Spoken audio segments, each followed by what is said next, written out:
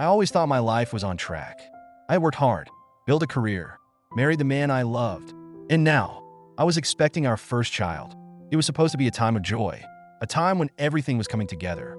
But life has a way of throwing you off course when you least expect it. In my case, it felt like the entire foundation of my world was crumbling beneath my feet. And no matter how hard I tried to hold it together, there was no way to stop it from falling apart. I found out I was pregnant the same week my dad was diagnosed with cancer.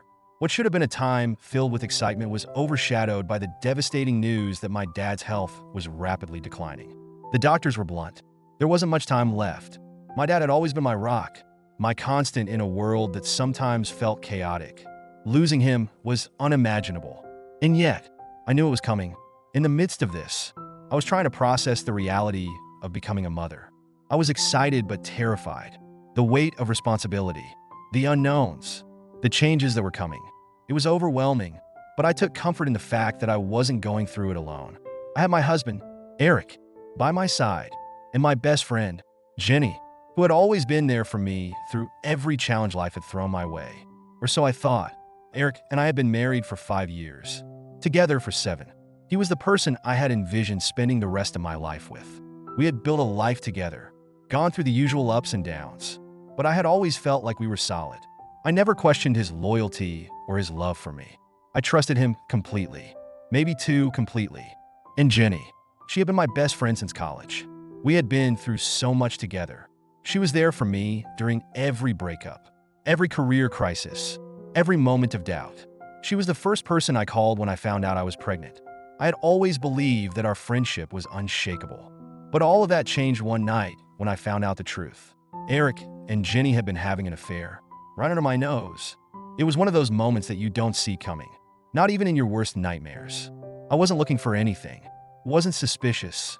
I was too distracted by my dad's illness, by the whirlwind of emotions that came with pregnancy, to even consider the possibility that something was wrong in my marriage. I had trusted both of them with my whole heart, and I never imagined they would betray me. I was at home that evening, sitting in the living room with my laptop, trying to distract myself from everything going on with my dad. I had been going back and forth between the hospital and home, trying to balance being there for him with taking care of myself during the pregnancy. Eric had been distant lately, but I chalked it up to the stress of everything happening in our lives. He had mentioned that he needed to get out for a bit, to clear his head, so he had gone to meet up with some friends. I didn't think anything of it. That's when my phone buzzed. It was a text message from Jenny. Only, it wasn't meant for me. The message was clearly intended for someone else, someone she was seeing. She talked about meeting up, about how she couldn't wait to see him, and how much she missed him. At first, I thought she had started seeing someone new and just hadn't told me yet. But as I kept reading, my heart began to sink. The things she said, the way she talked about him, it wasn't just some casual relationship. And then there was the kicker. She mentioned something about how hard it had been to keep their secret, especially with me being pregnant. It didn't take long for me to put the pieces together. The man she was talking about, the one she had been sneaking around with, was Eric, my husband, the father of my child. I stared at the phone, my hands trembling, feeling like the air had been sucked out of the room. I wanted to believe there was some other explanation, some way that this wasn't true. But deep down, I knew what I had just uncovered. Eric and Jenny had been having an affair, and they had been lying to me for God knows how long. While I was pregnant, while my dad was dying, they had betrayed me in the worst possible way, and I had been too blind to see it. Everything after that moment was a blur. I confronted Eric that night when he got home. I didn't need to say much. He knew the second he walked through the door that I had found out. There was guilt all over his face. He tried to explain, to make excuses, but I wasn't listening. I didn't want to hear it. All I knew was that the man I had trusted with my heart had destroyed everything. I kicked him out that night. There was no discussion, no trying to work things out. I couldn't even look at him. The anger, the hurt, the betrayal, it was all consuming. I felt like my entire life had been a lie. The person I had loved and trusted more than anyone had been lying to me for who knows how long. And my best friend, my supposed ride or die, had been a willing participant in this betrayal. Filing for divorce was the next logical step. There was no way forward for us after what had happened. Trust, once broken in that way, can never be repaired. And even if Eric had been remorseful, even if he had begged for forgiveness, which he did, there was no part of me that wanted to give him a second chance. The damage was done. He had made his choices, and now he had to live with the consequences. As for Jenny, I cut her off completely. I didn't need to hear her excuses or her apologies. There was no coming back from what she had done. She had inserted herself into my marriage, lied to my face, and betrayed our friendship in the most callous way. I didn't want to waste any more energy on her. She was no longer a part of my life, and she never would be again. It's strange how quickly things can fall apart. One day, I thought I had it all: a loving husband, a supportive best friend, a baby on the way. And the next, everything was in ruins.